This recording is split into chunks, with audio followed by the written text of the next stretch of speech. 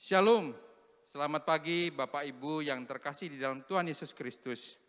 Mengucap syukur kepada Allah Bapa kita karena kita boleh dipersatukan lagi dalam ibadah online pada pagi hari ini. Mari saya mengundang Bapak, Ibu, dan saudara sekalian untuk bangkit berdiri bersama dan dengarlah firman Tuhan berikut ini yang terambil dari Efesus 1 ayat 5 sampai dengan yang ke-6. Dalam kasih Ia telah menentukan kita dari semula oleh Yesus Kristus untuk menjadi anak-anak-Nya sesuai dengan kerelaan kehendak-Nya, supaya terpujilah kasih karunia-Nya yang mulia yang dikaruniakannya kepada kita di dalam Dia yang dikasihinya. Marilah Bapak Ibu kita bersama mengambil saat teduh, menyiapkan hati dan pikiran kita kepada Tuhan.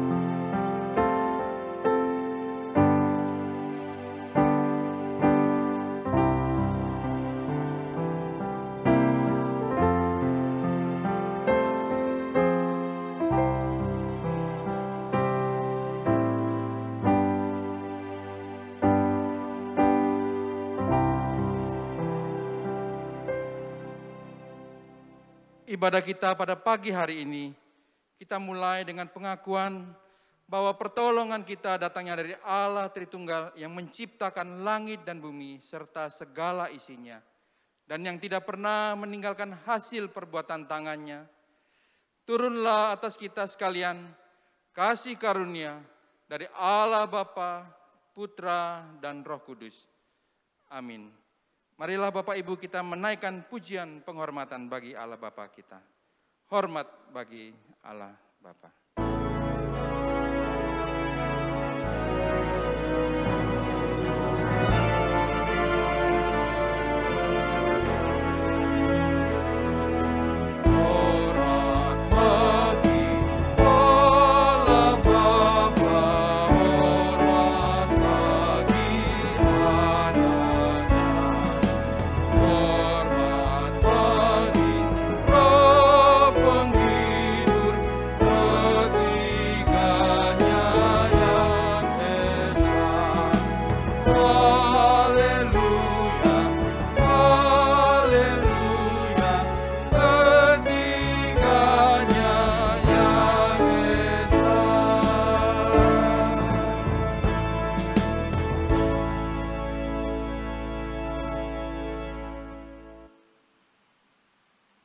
Bersatu di dalam doa. Tuhan Allah Bapa kami yang bertakhta di dalam kerajaan surga, kami bersyukur dan bersukacita pada pagi hari ini. Tuhan memberikan kami kesempatan yang indah untuk boleh datang beribadah kepadamu, untuk kami boleh menikmati hadirat Tuhan. Namun sebelum jauh kami memasuki ibadah pada pagi hari ini, Tuhan, kami mengingat di sepanjang 1 minggu yang sudah berlalu, kami banyak menyakiti hati Tuhan dari perkataan kami, perbuatan, tindakan kami, apa yang ada di dalam hati dan pikiran kami. Kami sering melukai hati-Mu ya Tuhan, kami sering melalaikan perintah-perintah-Mu. Sekiranya dengan belas kasihan-Mu, Engkau mengampuni setiap kami, sehingga pada pagi hari ini kami boleh layak menghadap hadirat-Mu, kami boleh layak memuji Engkau, kami boleh layak mendengarkan firman-Mu, dan kami boleh layak untuk menikmati Engkau dalam ibadah kami. Tuhan, kami bersyukur kami mempunyai Allah yang begitu mengasihi kami, Allah yang begitu peduli dengan kami, dan kami mau membawa hati dan pikiran kami kepadamu pada pagi hari ini. Mari Engkau sertai peribadahan kami, dari awal hingga kami akan mengakhirinya. Kami mau memberikan semuanya kemuliaan untuk bagi nama-Mu. Di dalam nama Tuhan Yesus Kristus, kami sudah berdoa dan kami mengucapkan syukur. Amin. Jemaat dipersilakan duduk kembali.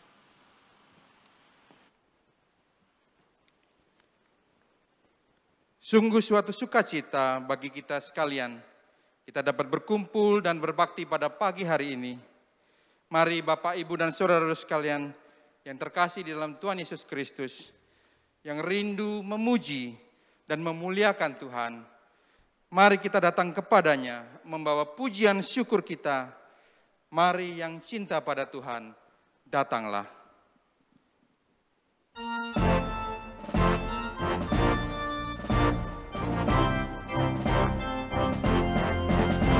Yang cinta padanya datang bersoraklah, sehati memuji Dia, sehati memuji Dia, menghadap katanya, menghadap katanya, menuju ke Sion tempat yang indah. Kami menuju Sion, pindah kota Allah, yang rumput keagungan berianlah Engkau. Namun semua anaknya, namun semua anaknya memuji kasih-Nya, memuji kasih-Nya, menuju ke Sion tempat yang indah. Kami menuju Sion, pindah kota Allah. Umat-Nya gemarlah, hapus air matamu, tempuh jalan Immanuel, tempuh jalan Immanuel, sampai surga mulia, sampai surga mulia, menuju ke Sion tempat yang indah. Kami menuju Sion, pindah kota Allah, menuju ke Sion, menuju ke Sion tempat yang indah. Kami menuju Sion, pindah kota Allah.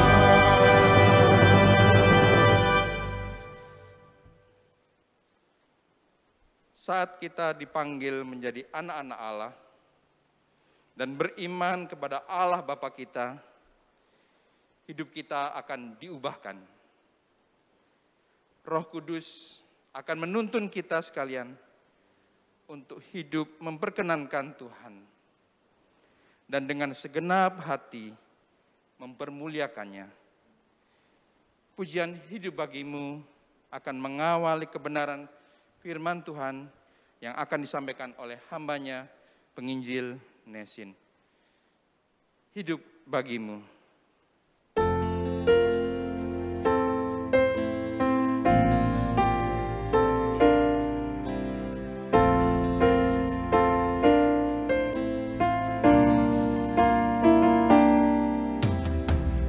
Hidup bagimu, serahkan diriku, seluruh hidupku perkenankanmu, dan ku mau setia turut kehendak-Mu, memikul salib ikut Tuhanku.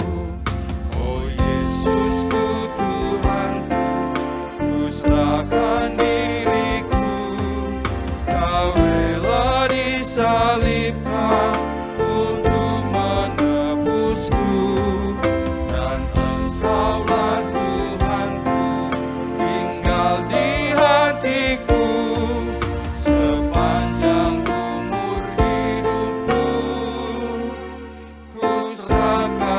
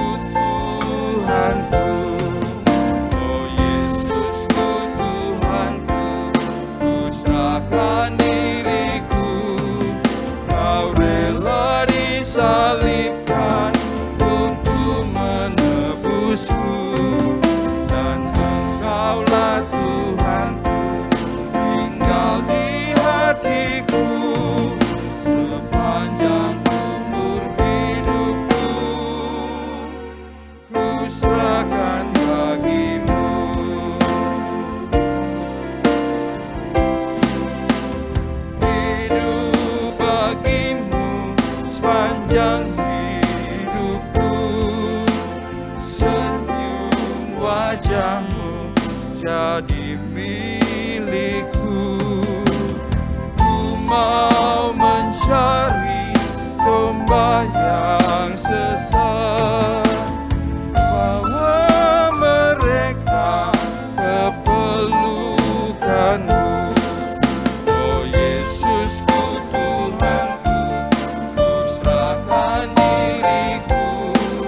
Kau rela disalibkan untuk menebusku, dan Engkaulah Tuhanku, tinggal di hatiku sepanjang umur hidupku. Ku serahkan bagimu.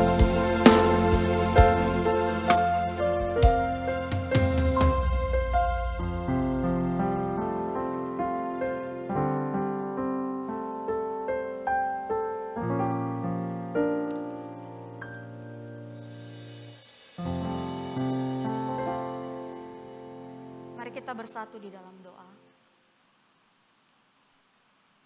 Kami mau serahkan hati dan pikiran kami di dalam tangan pengasihan-Mu ya Tuhan.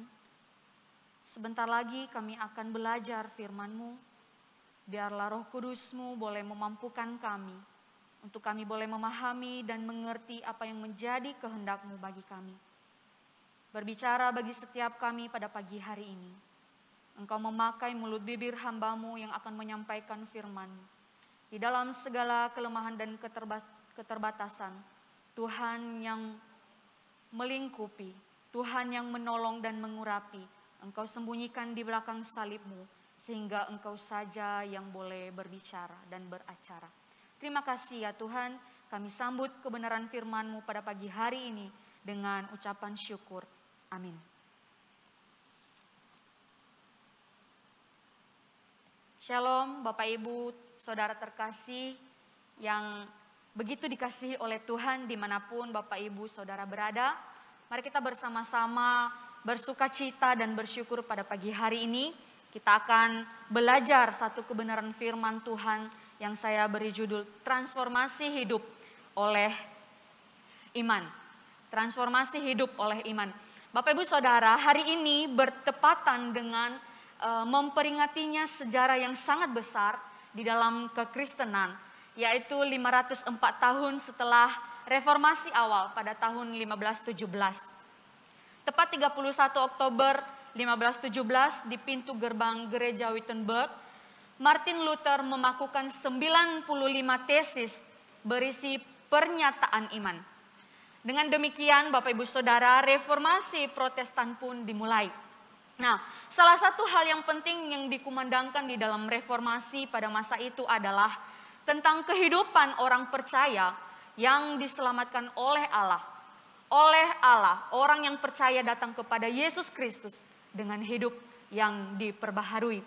Hidup yang diperbaharui itu adalah yang disebut dengan transformasi. Bapak Ibu Saudara, ditekankan bahwa manusia hanya bisa datang kepada Tuhan dengan kelayakan, dengan kemurahan, dan dengan anugerah yang daripada Allah saja. Hari ini Bapak Ibu Saudara, secara khusus kita mau berbicara tentang kehidupan orang-orang percaya yang diubah dan ditransformasi oleh iman di dalam anugerah Allah. Bapak Ibu Saudara, di dalam kehidupan sejarah bangsa Indonesia, kita berulang kali mengalami atau terjadinya perubahan yang sangat besar, ya. Salah satu ketika bangsa Indonesia masih ada di bawah tangan penjajahan gitu ya. Dan kemudian pemuda bangsa Indonesia mengambil sebuah langkah maju dengan berani, dengan penuh perjuangan untuk merebut hak pertiwi gitu ya. Merebut hak bangsa Indonesia untuk boleh menikmati apa yang ada di Indonesia. Dan pada saat itu Bapak Ibu Saudara terjadi sebuah perubahan, yaitu kita dinyatakan menjadi bangsa yang merdeka. Semua orang pada saat itu yang ada di bawah penjajahan merindukan sebuah perubahan terjadi hingga satu kemerdekaan boleh kita miliki. Bapak Ibu Saudara, demikian ketika terjadi krisis moneteria pada tahun 98 saya belum lahir. Pastinya Bapak Ibu Saudara sebagian yang hadir pada pagi hari ini yang beribadah di rumah mungkin ada pada saat itu. Bapak Ibu Saudara, pada masa itu semua orang mengharapkan adanya perubahan dengan keadaan yang dialami, dengan situasi sulit yang sedang terjadi pada saat itu. Semua orang memutar otak untuk memikirkan bagaimana langkah, bagaimana cara untuk tetap bertahan di masa sulit pada saat itu, Bapak Ibu Saudara. Semua orang merindukan adanya sebuah perubahan. Nah, Bapak Ibu, hingga hari ini dengan masalah yang sama-sama kita hadapi bersama ya, dari awal tahun 2020 hingga kita akan mengakhiri tahun 2021, COVID begitu meresahkan kita, bukan? Seluruh dunia, khususnya bangsa kita, bangsa Indonesia. Beberapa titik kita hidup di dalam ketakutan, ketakutan yang sangat luar biasa. Kita tidak bisa berbuat apa-apa. Terakhir bulan Juni, Juli, Agustus merupakan titik di mana ketakutan-ketakutan yang luar biasa dan keadaan menjadi semakin rumit. Ya, dalam satu hari kabar kematian jumlahnya semakin hari semakin meningkat, Bapak Ibu Saudara. Mulai dari orang yang tidak kita kenal sampai kepada orang-orang yang kita kasihi. Bapak Ibu Saudara, semua orang lagi-lagi mengharapkan perubahan seperti yang sudah terjadi pada masa-masa sebelumnya. Semua orang mulai rajin berdoa dan meminta Tuhan untuk mengadakan sebuah keajaiban. Tuhan, kalau bisa COVID ini segera berlalu gitu ya. Dan kita semua bisa kembali di dalam kegiatan kita secara normal. Tetapi Bapak Ibu Saudara, kita melihat kalau saat-saat ini keadaan semakin membaik ya. Surabaya boleh semakin membaik, mal-mal bisa dibuka, pusat perbelanjaan bisa dibuka, Bapak Ibu bisa belanja dan sebagainya. Tetapi tetap dengan protokol kesehatan ya kan. Dalam hal ini Bapak Ibu Saudara, kita mengharapkan sebuah perubahan besar terjadi. Tetapi Bapak Ibu, di dalam banyak keadaan yang kita inginkan perubahan, entah itu di dalam keuangan, di dalam permasalahan keluarga, dan di dalam pekerjaan, dan di dalam apapun. Bapak Ibu Saudara, ada yang harus dan jangan sampai kita lupakan, yaitu perubahan di dalam kehidupan kekristenan kita. Bapak Ibu Saudara, Tuhan mengkehendaki hal ini. Tuhan mau mengatakan bahwa di dalam kehidupan kekristenan kita, jangan menjadi kehidupan yang begitu-begitu saja. Perubahan ini bukan berbicara tentang perubahan fisik, yang misalnya semakin hari semakin cantik, yang semakin hari semakin ganteng, yang pendek menjadi tinggi, yang gemuk menjadi kurus, yang kurus menjadi gemuk, dan lain sebagainya. Bukan tentang hal itu Bapak Ibu Saudara. Tetapi sebuah perubahan yang berkaitan dengan pembaharuan hidup sebagai orang percaya, yang mencakup hati, pikiran, perbuatan, tindakan, status kita, dan pengenalan kita kepada Allah. Bapak Ibu Saudara, sebuah rumah yang kumuh, dimakan rayap, bahkan semua isinya sudah begitu hancur. Bukankah seharusnya diganti secara keseluruhan? Tetapi tukang yang memperbaiki rumah ini hanya memperbaiki dan menghias bagian luar. Hanya memperbaiki dan mempercantik bagian luar dari rumah itu. Dan menjadikannya menawan dan menarik hati setiap orang yang melihatnya. Tetapi Bapak Ibu jangan lupa bahwa isi dari rumah itu masih di dalam keadaan yang rusak, masih di dalam keadaan yang kumuh, sangat tidak menarik jika dilihat isinya begitu ya, sangat lain dari tampak luarnya. Bapak Ibu Saudara, kalau saya boleh bertanya, apa gunanya rumah yang dihias di bagian luar dengan begitu cantik, dengan begitu menarik, tetapi isinya masih di dalam keadaan rusak, masih di dalam keadaan yang kumuh, yang sangat berantakan. Bukankah setiap orang menginginkan sepaket, bukan? Ya, bukankah setiap orang menginginkan sepaket? Misalnya Bapak Ibu Saudara, kalau misalnya kita beli HP kita yang lama sudah rusak begitu ya. Mungkin bagian luarnya ada yang pecah dan sebagainya. Ketika kita mau datang kepada penjual HP, pasti yang kita inginkan sebenarnya kita mau mengganti HP itu secara keseluruhan. Bukan hanya layar bagian depannya saja. Kalau bisa semuanya menjadi baru, ya. Semuanya menjadi baru. Nah, itu yang terjadi di dalam rumah ini Bapak Ibu Saudara. Yang diganti hanya bagian luar saja, tetapi bagian dalamnya masih begitu kacau dan sangat berantakan. Kira-kira Bapak Ibu, jika rumah ini dijual, apa yang akan terjadi ketika si pembeli memasuki rumah ini? Bukankah dia akan kaget dan mengatakan, Ini sangat jauh dengan apa yang saya harapkan. Yang terjadi adalah sebuah kekecewaan. Yang terjadi adalah sebuah kekecewaan.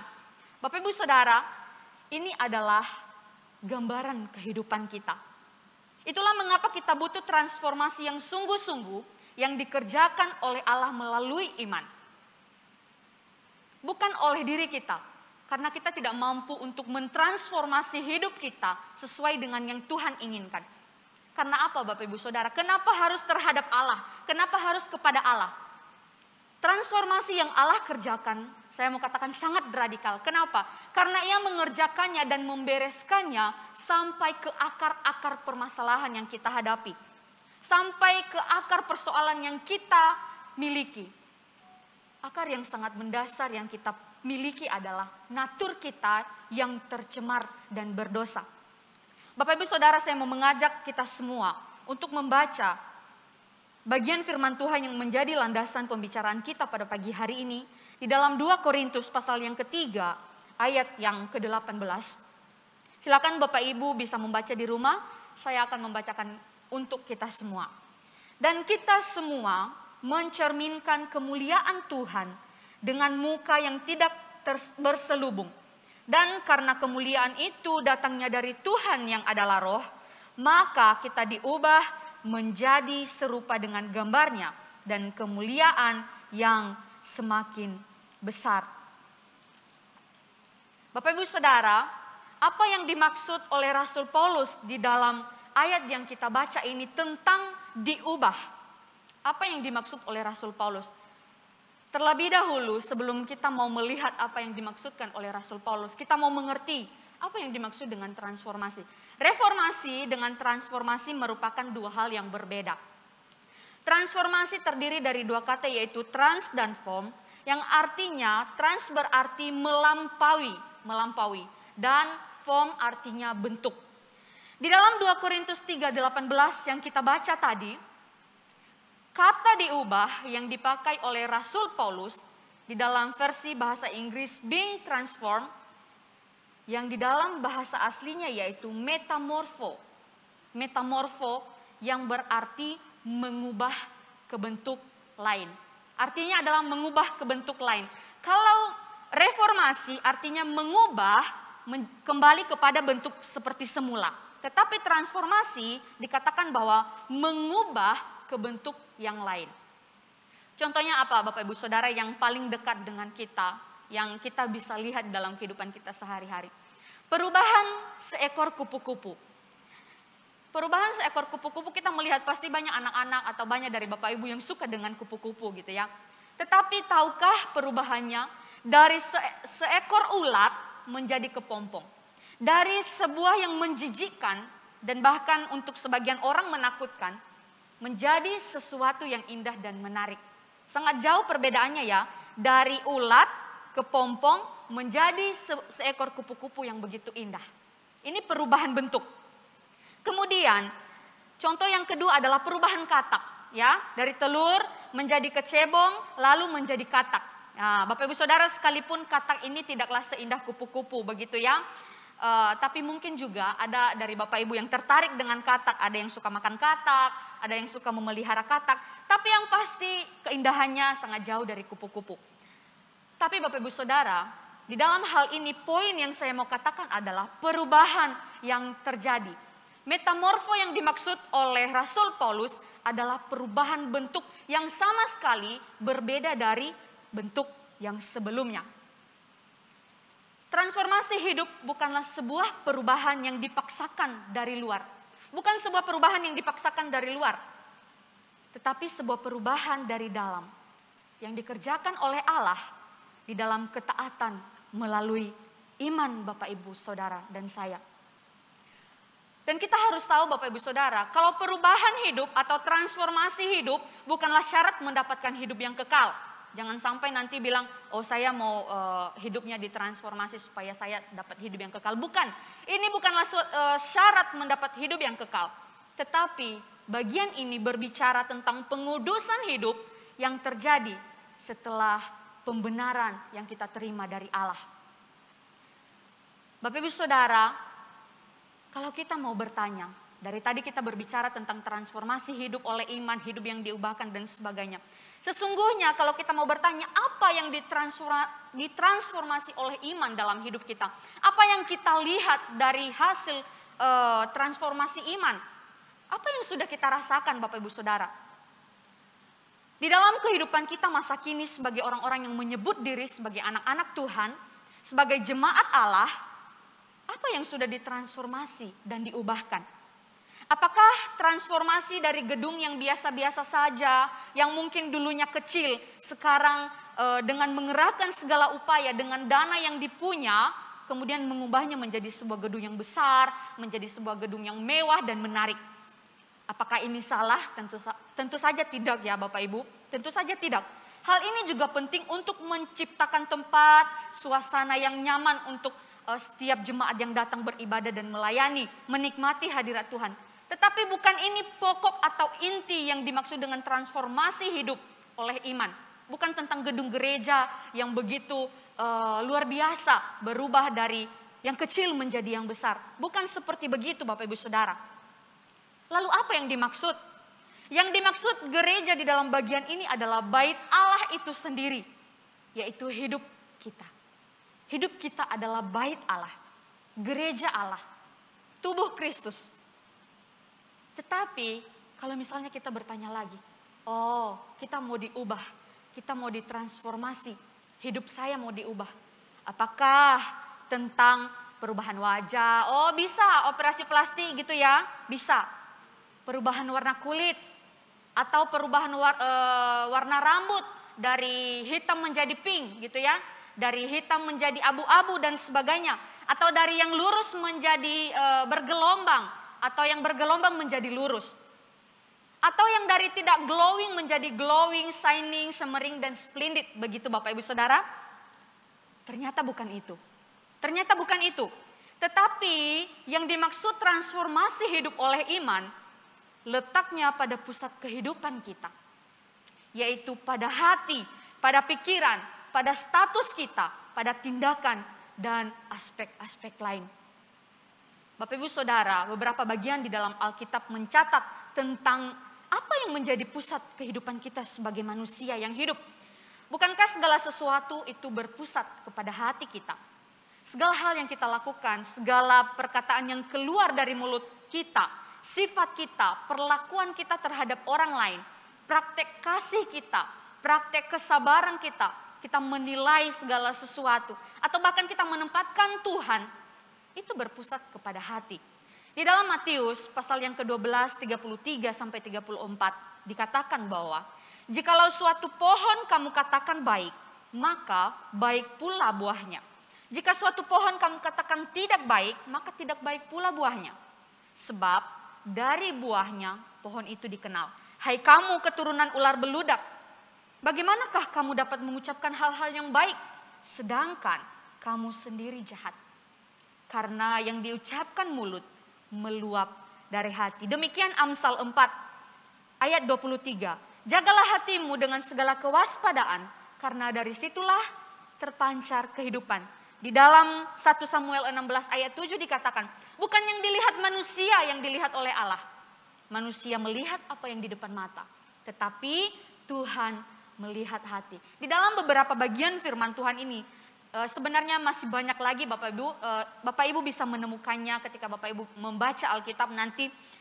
Tentang pembahasan bahwa hati itu merupakan pusat kehidupan kita. Pikiran menjadi pusat kehidupan kita. Lalu Bapak Ibu Saudara, ketika kita udah tahu nih, oh hati, pikiran, apa yang menjadi kehendak, status kita. Sekarang kita mau bertanya lagi. Bagaimana kita mengalami transformasi di dalam semua itu? Bagaimana kita mengalami transformasi di dalam hati kita? Bagaimana mengalami perubahan di dalam pikiran kita? Di dalam kita memperlakukan orang lain. Pandangan kita terhadap Tuhan. Poin utamanya, kuncinya adalah kita mau diubah. Kuncinya adalah kita mau diubah. Apa yang diubah? Apa yang diubah Bapak Ibu Saudara? Yang pertama adalah tadi saya sudah sebutkan, yaitu hati kita yang merupakan pusat kehidupan. Itulah yang ditulis oleh penulis Amsal di dalam pasal 23 ayat 26 dikatakan, "Hai anakku, berikanlah hatimu kepadaku, biarlah matamu senang dengan jalan-jalanku." Jadi Bapak Ibu, kalau kita bertanya, mengapa kita harus memberikan hati kita kepada Allah? Mengapa? Sesungguhnya disinilah letak perubahan atau transformasi yang kita alami. Dikatakan supaya mata kita senang dengan jalan-jalannya Tuhan. Karena jika kita tidak mau memberi hati kita, memberi hidup untuk diubah, untuk ditransformasi, otomatis kita tidak akan mengalami perubahan dan melakukan kehendak Tuhan. Otomatis juga kita tidak akan senang dengan jalannya Tuhan, jalan-jalan yang dirancanakan oleh Tuhan. Kita sendiri yang memimpin diri kita. Kehendak kita mengendalikan pikiran kita. Kita menyenangi lika-liku jalan yang kita pilih, sekalipun itu menentang Tuhan. Dan yang pasti, kita tidak tertarik lagi. Kita tidak akan senang dengan segala jalan Tuhan yang Ia tawarkan. Itulah mengapa Bapak Ibu Saudara, Tuhan memberikan tawaran dan undangan kepada saya dan Bapak Ibu. Ayo, berikan hatimu untukku. Supaya apa? Supaya engkau senang dengan jalan-jalanku. Kemudian apa yang diubah setelah itu? Yaitu pikiran kita. Bapak Ibu Saudara, ketika kita memiliki paradigma atau penilaian terhadap seseorang, kita sudah nilai, oh iya, Nesin ini seperti begini. Itu sulit diubah Bapak Ibu Saudara. Pikiran merupakan bagian yang sulit diubah. Pikiran yang membeku dan sudah mengeras, sulit mempunyai pandangan yang baru. Tetapi jangan lupa Bapak Ibu, di dalam Roma pasal 12 ayat 1 sampai 2 menyatakan bahwa seseorang yang menyerahkan diri menjadi korban yang hidup untuk Tuhan akan mengalami perubahan dan pembaharuan budi. Dipastikan bahwa akan mengalami perubahan dan pembaharuan hidup. Pembaharuan budi. Kuncinya apa Bapak Ibu Saudara? Menyerahkan diri menjadi korban yang hidup. Ini adalah pekerjaan iman atas anugerah Allah. Karena orang yang bebal Bapak Ibu Saudara tidak memiliki iman. Orang yang bebal tidak mau memberikan diri, tidak mau menyerahkan diri menjadi korban bagi Allah. Orang bebal akan terus memelihara kebodohannya, memelihara kekerasan hatinya, memelihara kekerasan di dalam pikirannya. Tuhan katakan Bapak Ibu Saudara, jika engkau mau menyenangkan hati Tuhan, hidupmu harus diubah. Bagian yang harus diubah apa? Pikiran. Serahkanlah pikiranmu kepada Tuhan. Jadilah dirimu menjadi korban yang hidup untuk Tuhan. Maka Tuhan pastikan bahwa engkau akan mengalami perubahan dan pembaharuan budi. Kemudian Bapak Ibu Saudara, jika kita bertanya apa lagi yang diubah setelah itu? Kalau hati sudah diubah, pikiran sudah diubah, apalagi yang penting? Bapak Ibu Saudara, yang tidak kalah penting, bukan saja hati dan pikiran serta praktek yang akan setelah ini kita mau bahas, yang diubah oleh iman. Ada sebuah hal yang begitu istimewa yang sangat berharga diperoleh oleh seseorang, yaitu perubahan status dari Allah. Status yang diubahkan. Di dalam Efesus pasal 2, 13 sampai 22, saya tidak akan membacakan semuanya, silakan nanti Bapak Ibu membaca di rumah. Efesus 2, 13 sampai 22. Dikatakan bahwa tetapi sekarang di dalam Kristus Yesus, kamu yang dahulu jauh sudah menjadi dekat oleh darah Kristus. Jelas Bapak Ibu Saudara dikatakan engkau dahulu jauh. Kita dahulu jauh daripada Tuhan, bukan? Kita adalah sekutu, kita adalah seteru Tuhan. Kita melakukan hal-hal yang menyakiti dan melukai hatinya. Kita yang dahulu jauh, tetapi sekarang menjadi dekat oleh apa? Oleh darah Kristus. Bapak Ibu Saudara, dengan kematiannya sebagai manusia, Ia telah membatalkan hukum Taurat dengan segala perintah dan ketentuannya. Itu ada di dalam pasal 2, 13 sampai 22 tadi. Menciptakan keduanya menjadi manusia baru di dalam dirinya. Dan dengan itu mengadakan damai sejahtera. Kemudian di dalam ayat selanjutnya, saya akan melompat. Dikatakan bahwa Ia datang memberi damai sejahtera kepada kamu yang jauh. Sekali lagi diingatkan bahwa kita begitu jauh, tetapi Ia datang memberikan damai sejahtera untuk kita yang jauh, terlebih untuk mereka yang dekat. Bapak Ibu Saudara, bagian yang kemudian dikatakan, demikianlah kamu bukan lagi orang asing dan bukan lagi pendatang, melainkan kamu adalah kawan sewarga dari orang-orang kudus dan anggota-anggota keluarga Allah yang dibangun di atas dasar para rasul dan para nabi dengan Kristus Yesus sebagai batu penjuru. Dikatakan dengan jelas Bapak Ibu Saudara, Rasul Paulus menulis dengan jelas bahwa kita adalah dulu sebagai orang asing, sebagai pendatang. Kita adalah sebagai orang asing. Orang asing itu seperti apa Bapak Ibu Saudara? Kita datang ke sebuah tempat yang bukan tempat kita tidak tahu menahu tentang tempat itu. Orang-orang di sana juga kita tidak kenal. Diibaratkan seperti demikian, kita dahulu seperti orang asing dan pendatang. Tetapi sekarang apa? Sekarang kita menjadi kawan sewarga dari orang-orang kudus dan anggota keluarga Allah. Bapak Ibu Saudara, di bagian terakhir ayat yang ke-22 dikatakan, di dalam Dia kamu juga turut dibangun menjadi tempat kediaman Allah di dalam roh. Itulah sebabnya dikatakan di dalam bagian firman Tuhan, tubuhmu adalah bait suci, tubuhmu adalah rumah Tuhan, tubuhmu adalah tempat kediaman Allah. Bapak Ibu Saudara, jika kita tidak memiliki iman, atau jika hidup kita tidak diubahkan, status kita tidak mengalami pembaharuan, status kita tidak ditransformasi oleh Allah, maka sudah pasti bahwa tubuh kita tidak akan menjadi kediaman bagi Allah yang adalah roh. Kita yang dilahirkan dengan natur berdosa, yang sudah rusak total, yang dahulu menjadi seteru Allah, melakukan hal-hal yang hina dan tercela. Tetapi oleh anugerah Allah, kita diperbaharui dari pribadi pendosa menjadi orang yang ditebus dan dibenarkan.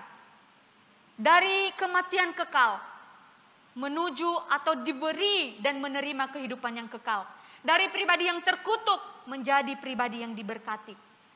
Bapak Ibu Saudara, sebuah keistimewaan bahwa kewarganegaraan kita bukanlah sembarang kewarganegaraan yang diberikan oleh Allah. Ketika status kita diubah, kewarganegaraan yang diberikan kepada kita bukanlah kewarganegaraan sembarangan. Bahkan dikatakan di dalam Yohanes bahwa kita adalah ahli waris kerajaan sorga. Bapak Ibu Saudara, indah bukan ketika Tuhan mengubah, ketika Tuhan mengadakan transformasi di dalam hidup kita melalui iman atas anugerahnya kepada kita. Lalu bagian yang terakhir Bapak Ibu Saudara, bagian keempat, apa yang diubah oleh Allah? Apa yang ditransformasi di dalam hidup kita melalui iman? Yaitu praktek hidup. Jangan kita melupakan bagian ini Bapak Ibu Saudara. Kalau tadi status kita sudah diubah, pikiran kita sudah diubah, hati kita diubah. Apakah cukup sampai di situ? Tidak Bapak Ibu. Ada sebuah hal yang begitu penting lagi yang tidak boleh kita tinggalkan dan kita lupakan, yaitu praktek hidup. Oleh iman, diubah di dalam bertindak. Oleh iman kita diubah di dalam berperilaku. Oleh iman kita diberikan kekuatan mempraktekkan buah roh yang tertulis di dalam Galatia. Oleh iman kita, ketika kita mempraktekkan buah roh, kita menjadi garam dan terang dunia.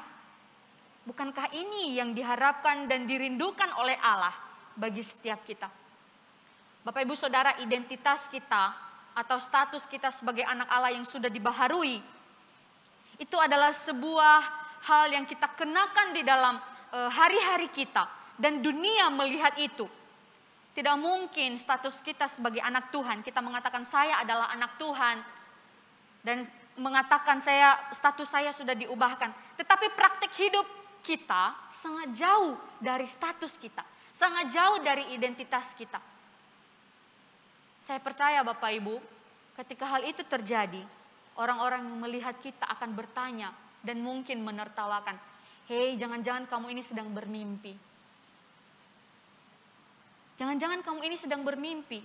Apakah ini yang dinamakan dengan orang percaya yang sungguh-sungguh?" Dia berkata saya beriman, tetapi praktik hidup sangat lain.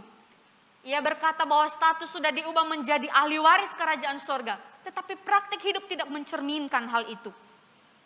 Bapak Ibu Saudara, ketika semuanya diubah, ketika Tuhan mengadakan transformasi melalui iman, maka praktik hidup kita pun diubahkan oleh Allah.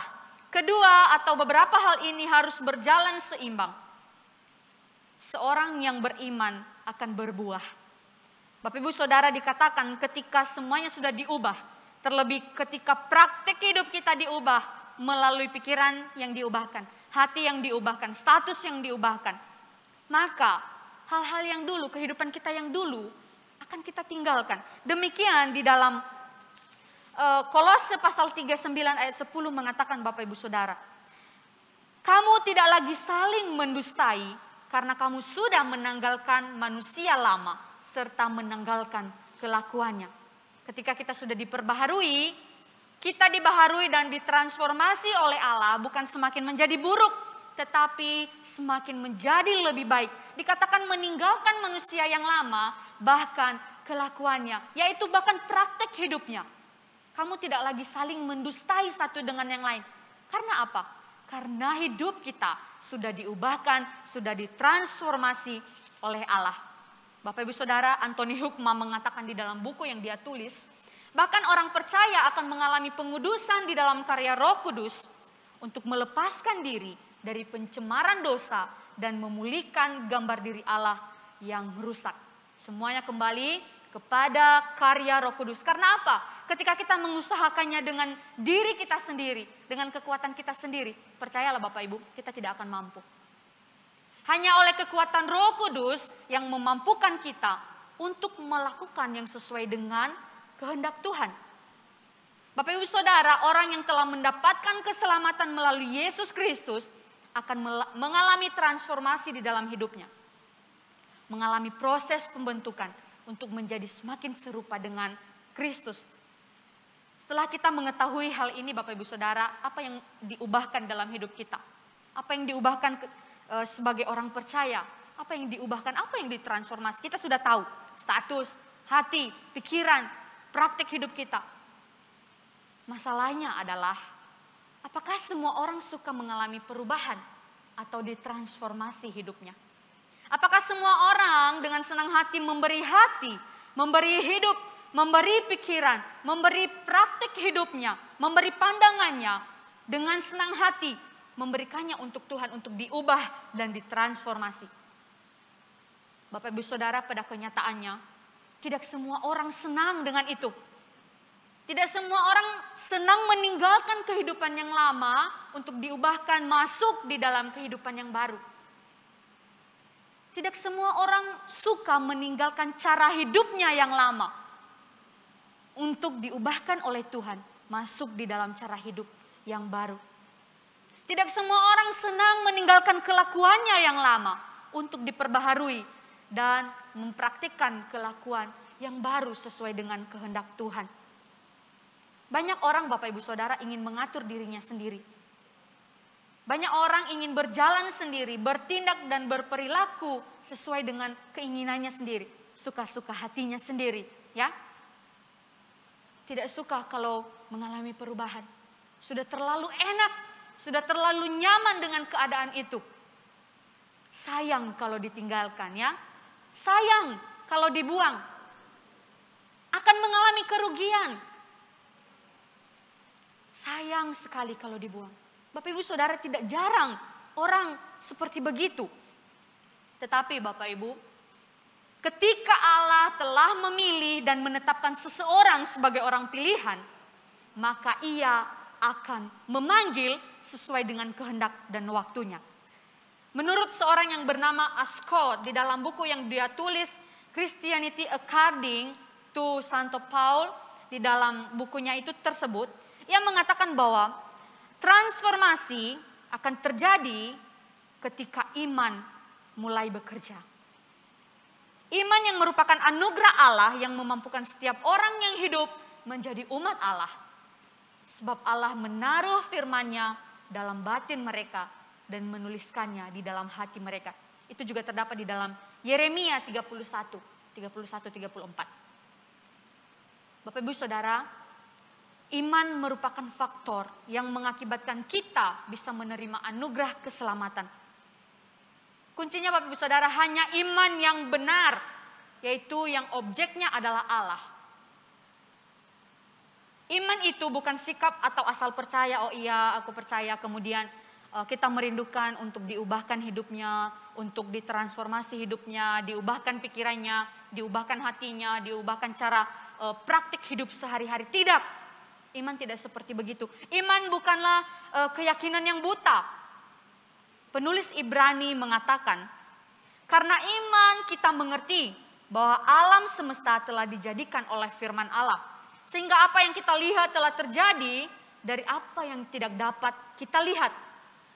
Bapak Ibu Saudara, iman yang sejati selalu akan memimpin orang percaya untuk mengerti kebenaran. Memimpin orang percaya untuk mengalami perubahan dan transformasi. Jadi, bisa kita simpulkan, tanpa iman kita tidak akan mengalami perubahan, tidak akan mengalami transformasi, dan kita tidak akan mengalami tentang siapa Tuhan, mengerti perkenanan Tuhan, mengerti kehendaknya. Karena apa? Iman yang oleh anugerah Allah saja kita tidak punya. Jadi tanpa iman, sekali lagi, tidak ada transformasi hidup. Iman adalah anugerah Allah yang ia berikan kepada masing-masing orang yang ia perkenankan. Bapak Ibu Saudara, iman yang menyelamatkan itu memiliki konten yang jelas. Kontennya apa? Hati kita akan menyembah Allah, akan melakukan kehendak Tuhan, akan hidup seturut dengan apa yang Tuhan rencanakan, akan berjalan sesuai dengan jalan-jalannya Tuhan.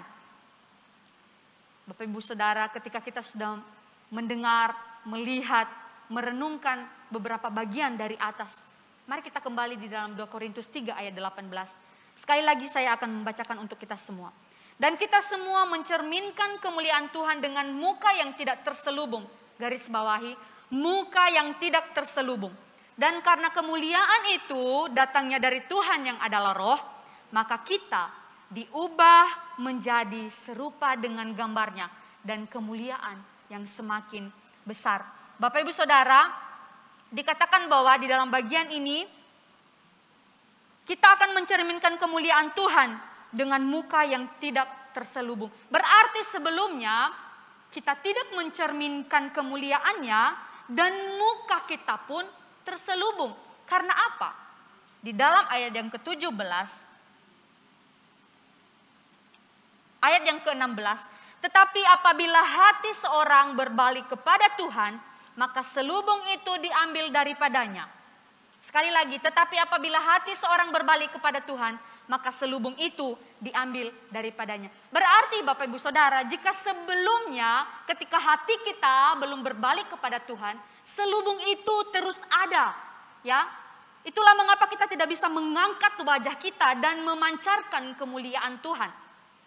Tetapi ketika kita berbalik kepada Tuhan, hati kita, hidup kita, maka selubung itu diambil daripadanya. Bapak Ibu Saudara, dahulu wajah kita tertutup, tetapi sekarang dengan wajah yang tidak tertutup lagi dikatakan. Dengan wajah yang tidak terselubung lagi, kita mencerminkan dan memancarkan kemuliaan Tuhan. Kalau dahulu kita terkurung, tertahan dan terperangkap, tetapi kini Bapak Ibu Saudara, bukankah kita sudah dimerdekakan oleh Allah? Ya, wajah yang dahulu ditutupi oleh wajah yang malu karena dosa dan pelanggaran, sekarang selubung itu sudah diambil daripada kita, daripadanya, daripada setiap orang yang datang kepada Tuhan. Kini Tuhan memberikan anugerahnya dan diberikan sebuah hal yang istimewa, menjadi cerminan daripada diri Allah. Bapak Ibu Saudara, bagaimana mencerminkan kemuliaan Allah? Dengan terlebih dahulu kita diubahkan. Karena ketika kita tidak diubahkan, kita tidak akan mampu mencerminkan kasih dan diri Allah. Jadi terlebih dahulu kita harus diubahkan dan harus ditransformasi olehnya melalui iman. di dalam status kita yang dibaharui, dari hati kita sebagai pusat kehidupan, dari pikiran kita, dari cara kita hidup, dibawa dari gelap, keluar dari gelap dan dibawa ke dalam terang. Kita menanggalkan semuanya. Dikatakan karena yang lama sudah berlalu dan yang baru sudah datang. Bapak Ibu Saudara, hal inilah yang dimaksud diubahkan menjadi serupa dengan gambarnya Tuhan. Dari hidup yang diubahkan kita mencerminkan diri Allah bagi dunia dan mendatangkan kemuliaannya yang besar. Pertanyaannya Bapak Ibu, maukah kita diubahkan dan ditransformasi oleh Allah? Maukah kita menjadi serupa dengan gambarnya? Maukah Bapak Ibu Saudara mengalami perubahan itu? Karena hanya dengan hidup yang diubahkan oleh Allah, kita dimampukan untuk menjadi cerminan kasih dan kemuliaannya di dunia ini. Bapak Ibu Saudara, kalau sudah begitu lama kita mengikut Tuhan, menjadi orang-orang Kristen secara KTP dan kita mengatakan, kok ya aku nggak mengalami perubahan sama sekali toh? Kok aku nggak melihat perubahan apa-apa? Bapak Ibu Saudara, kalau misalnya terjadi seperti demikian, patut dipertanyakan iman seperti apa yang kita punya di hadapan Allah. Apakah kita benar-benar orang yang sungguh-sungguh sudah diubahkan, sudah bertobat pada saat ketika kita menjadi orang percaya? Ataukah kita hanya menjadi orang percaya yang secara status di KTP saja? Bapak Ibu Saudara, ingat bahwa ketika kita sungguh-sungguh di dalam Tuhan, dikatakan oleh anugerahnya pikiran kita diubahkan, hati kita diubahkan, cara hidup kita diubahkan, status kita diubahkan.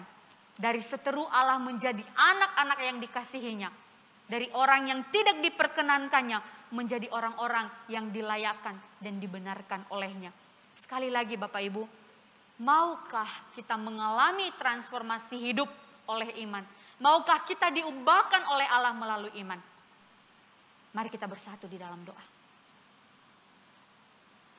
Tuhan Allah Bapa kami di dalam kerajaan surga, terima kasih untuk kebenaran-Mu bagi kami pada pagi hari ini.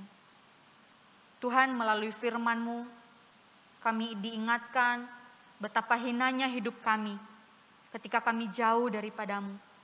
Betapa hinanya hidup kami ketika kami masih menjadi seteru Tuhan. Tetapi sebuah hal yang luar biasa yang tidak bisa diberikan oleh orang manapun, oleh apapun yang ada di dunia ini. Engkau memperbaharui kami dengan anugerah-Mu di dalam iman. Engkau memperbaharui hati kami, memperbaharui pikiran kami, memperbaharui status kami dari orang yang terkutuk menjadi orang-orang yang dikasihi dan diberkati oleh Tuhan. Tuhan, terima kasih untuk belas kasihan-Mu bagi kami. Tuhan, jika Engkau masih mendapatkan begitu banyak anak-anak Tuhan yang hanya memiliki status sebagai orang Kristen, tetapi cara hidup begitu jauh dari apa yang Tuhan perkenankan. Cara hidup tidak mencerminkan pribadi dan kemuliaan Tuhan.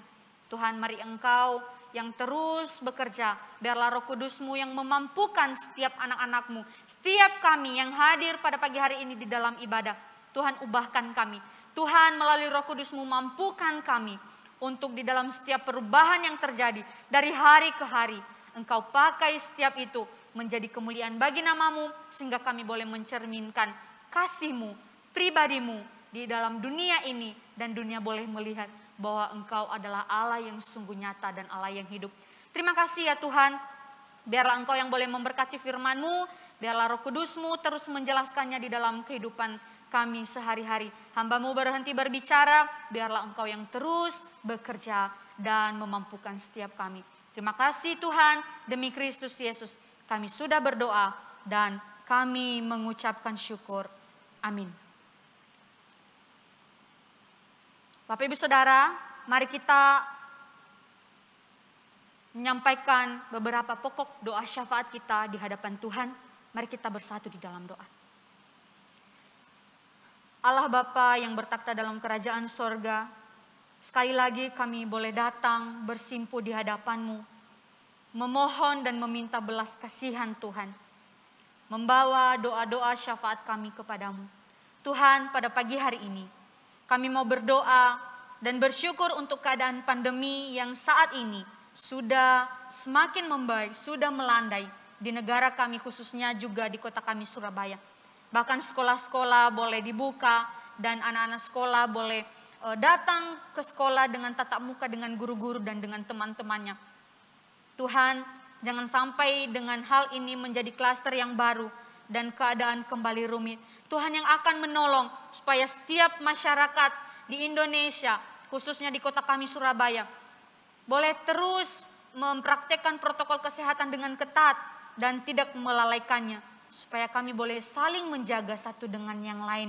Kami boleh menjaga supaya COVID ini tidak lagi semakin meningkat, tetapi dari hari ke hari boleh semakin keadaan membaik. Terima kasih Tuhan, pada pagi hari ini kami juga mau berdoa secara khusus untuk gereja kami. Rencana gereja kami ke depan untuk onsite. Tuhan, kami memohon pertolongan dan belas kasihan-Mu.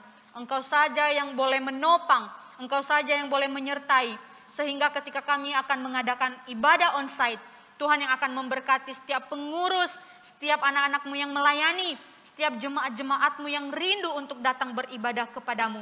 Tolong dan urapi, tutup bungkus, lindungi dengan kuasa-Mu. Jauhkan dari segala jenis penyakit, berikan kekuatan dan kesehatan. Sehingga di dalam ibadah onsite ini boleh kembali menumbuhkan kasih di antara kami. Dan boleh kembali menumbuhkan kerinduan yang semakin dalam untuk boleh melayani Tuhan, merasakan hadirat Tuhan di dalam setiap peribadahan. Tuhan, kami juga mau berdoa untuk bulan Desember ke depan. Kami akan mengadakan perayaan Natal. Kami memohon pertolongan-Mu Tuhan. Engkau memberkati setiap anak-anak-Mu yang akan melayani. Setiap panitia yang sudah terpilih untuk boleh memikirkan acara demi acara yang akan dilakukan. Kau juga memberkati setiap jemaat-Mu. Berikan kami sukacita untuk kami boleh menyambut Natal di bulan Desember nanti. Terima kasih Tuhan, kami juga mau berdoa untuk setiap jemaat-Mu. Baik jemaat umum, usia indah, komisi pemuda, komisi remaja, dan sampai kepada sekolah minggu. Tuhan, kami mau berdoa supaya Engkau memberkati semua jemaat kami di GKI Leon Rungkut. Engkau memberkati di dalam kesehatan mereka dan Engkau memberkati di dalam apapun yang mereka lakukan. Sekiranya ya Tuhan, setiap jemaat-Mu boleh terus bertumbuh melalui gereja kami untuk semakin kuat di dalam iman, untuk hidup terus dibaharui dari hari ke hari menjadi cerminan Kristus dan kemuliaannya. Tuhan, kami juga berdoa untuk usaha pekerjaan dari masing-masing jemaat-Mu. Biarlah Tuhan saja yang menopang. Mungkin ada yang mengalami kesulitan-kesulitan di dalam keuangan, di dalam usaha yang sedang dijalankan.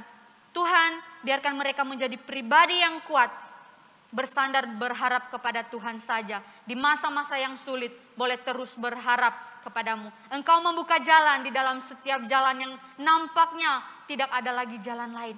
Tuhan, kami mau berharap dan terus bersandar kepada pertolongan dan kasih setia Tuhan. Terima kasih ya Tuhan, kami mau menyerahkan pokok doa syafaat ini ke dalam tangan pengasihan-Mu. Sekiranya Engkau yang menyendengkan telinga-Mu untuk mendengarkan setiap permohonan kami. Tuhan, berbelas kasihan dan biarlah Engkau yang menjawab sesuai dengan waktu dan kehendak-Mu bagi setiap kami. Terima kasih ya Tuhan, kami sudah berdoa di dalam nama Tuhan Yesus Kristus. Amin.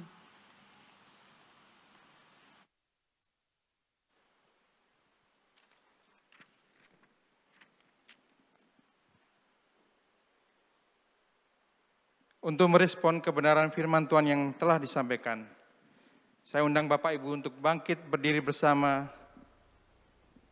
Marilah kita mengikrarkan pengakuan iman rasuli yang berbunyi demikian. Aku percaya kepada Allah, Bapa yang Maha Kuasa, Khalik langit dan bumi, dan kepada Yesus Kristus, Anaknya yang tunggal, Tuhan kita, yang dikandung dari Roh Kudus, lahir dari anak darah Maria, yang menderita sengsara di bawah pemerintahan Pontius Pilatus, disalibkan, mati dan dikuburkan, turun ke dalam kerajaan maut. Pada hari yang ketiga, bangkit pula dari antara orang mati, naik ke surga, duduk di sebelah kanan Allah, Bapa yang Maha Kuasa, dan dari sana Ia akan datang untuk menghakimi orang yang hidup dan yang mati.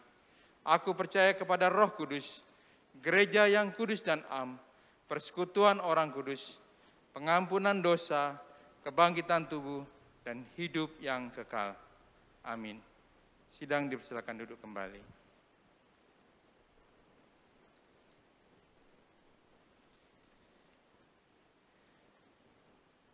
Pada saat ini kita akan memberikan persembahan dan persepuluhan. Bapak, Ibu, dan saudara-saudara sekalian dapat mentransfernya melalui rekening GKL yang rungkut yang akan ditampilkan di layar Bapak Ibu masing-masing. Sambil kita mempujikan dari pujian KPPK nomor 256. Sejak Yesus di hatiku.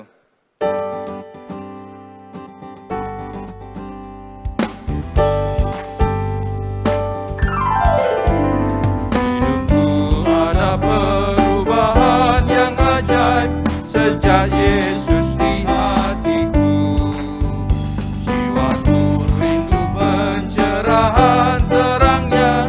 Sejak Yesus di hatiku, sejak Yesus di hatiku, sejak Yesus di hatiku, bagai gelora ombak hatiku senanglah.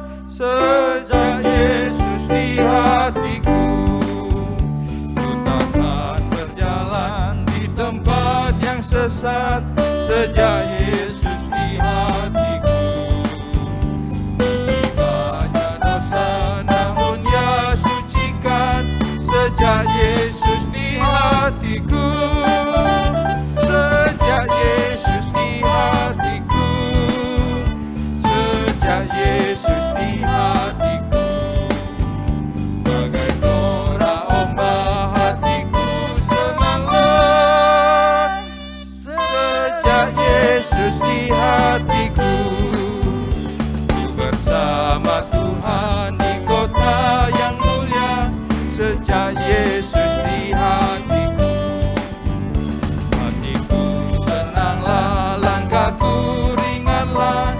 Sejak Yesus di hatiku, sejak Yesus di hatiku, sejak Yesus di hatiku, bagai gelora ombak hatiku senanglah. Sejak Yesus di hatiku, sejak Yesus di hatiku, sejak Yesus di hatiku, bagai gelora ombak hatiku senanglah. Sejak Yesus di hatiku.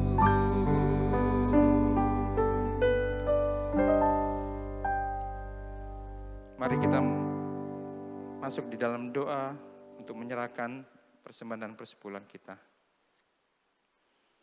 Tuhan Allah Bapa kami yang hidup, kami ucap syukur dan berterima kasih Bapa, bahwa sejak kami di dalam lindungan-Mu Bapa, sejak Engkau memanggil kami sebagai anak-anak-Mu, Engkau selalu mengetuk hati kami. Roh Kudus-Mu memimpin hidup kami Bapa, supaya kami boleh selalu mentransformasikan hidup kami, sehingga semakin hari boleh semakin serupa dengan kehendak-Mu ya Bapa. Tuhan, kami ucap syukur untuk persembahan dan persepuluhan yang telah terkumpul. Bapa, kiranya persembahan dan persepuluhan yang telah terkumpul ini dapat dipakai Tuhan untuk kebutuhan dari gereja kami. Kiranya Tuhan mencukupkan apa yang kami perlukan dan yang kami butuhkan Tuhan untuk pelayanan di tempat ini Bapa. Kiranya Tuhan boleh memakai setiap pengurus yang akan mengelola dan mengkoordinir dari persembahan dan persepuluhan ini, kiranya boleh dipakai hanya untuk kemuliaan nama-Mu Bapa.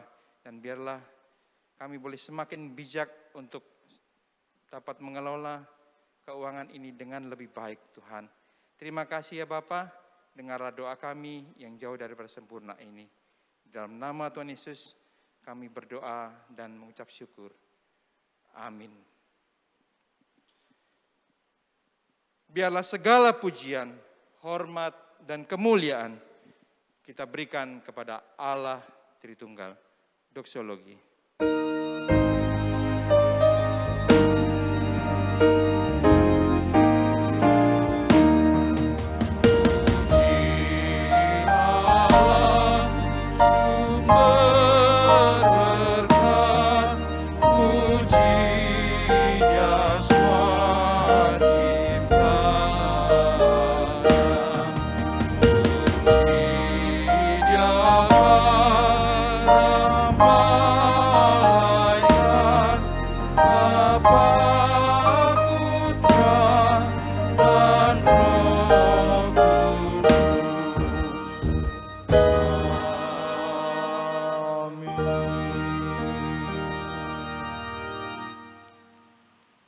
Bapak Ibu Saudara, sebelum kita akan pulang dan kembali kepada kehidupan kita di dalam setiap aktivitas kita, mari kita berdoa menerima berkat yang daripada Tuhan. Tuhan memberkati engkau dan melindungi engkau. Tuhan menyinari engkau dengan wajah-Nya dan memberi engkau kasih karunia. Tuhan menghadapkan wajah-Nya kepadamu dan memberi engkau damai sejahtera dari hari ini sampai selama-lamanya. Amin.